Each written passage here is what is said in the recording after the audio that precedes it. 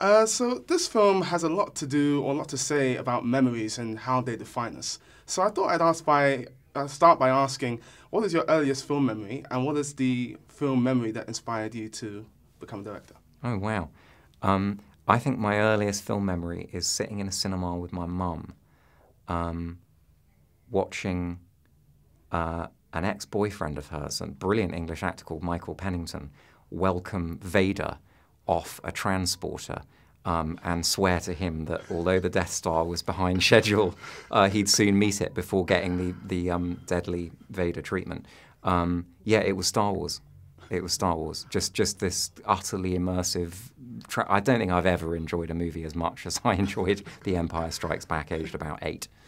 Cool. And when you're going through the book, adapting it into a screenplay, what characteristics does a passage in the book have to have for you not to include it in the film? It has to contain information that I could only convey in voiceover. I generally try and avoid voiceover.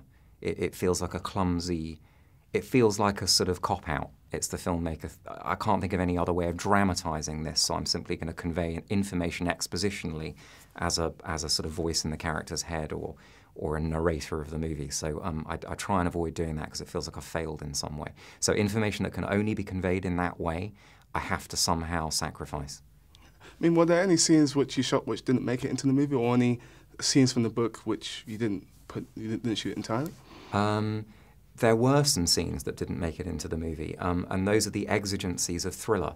You know, you in the cutting room, you piece things together in order to ratchet's such a cliche, but in order to build a level of tension.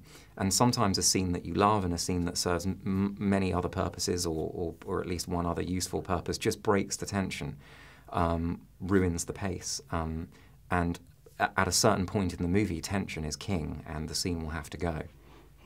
And I feel like audiences have gotten a lot smarter over the past 10, 15 years. For you, why do you think audiences, or rather, what is the difference between what it took to surprise and shock people 10 and 15 years ago to today? I think we're making more movies now than ever before.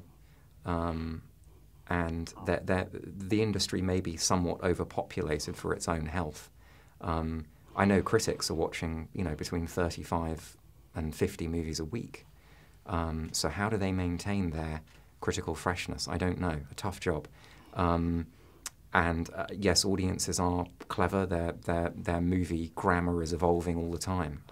So we're having to get smarter and smarter as filmmakers, but without being tricksy. You've got to keep things honest. And the film keeps us guessing. There's always is this guy who really says he is, that sort of tension, which I really enjoyed. You've been in this business a while now. Is there anything which you thought you knew but have come to sort of see that it's actually not what you thought it was? Gosh, that's an interesting, difficult question. I think, every movie is a learning curve, and you don't know whether what you've got works until you show it to people.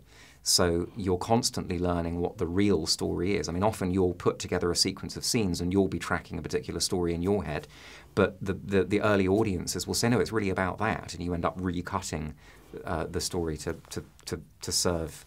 It's just a learning experience for sure, all the time. And this is your second book which you've turned into a film. I'm just wondering, if there's any other books which you've read which you would like to see get the big screen treatment?